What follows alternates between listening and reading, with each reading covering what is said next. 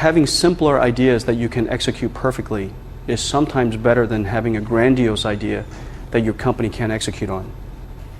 Okay, and so when you get large as a company and when you're trying to do complicated things, in fact, it is most prudent to keep it simple. Many ideas surface, and a lot of people say, Jensen, why didn't you guys do this? Why didn't you do this? Or our engineers asking, why didn't we put this feature in? We could have done all that. I mean, it wasn't because we didn't have the ability to have the idea.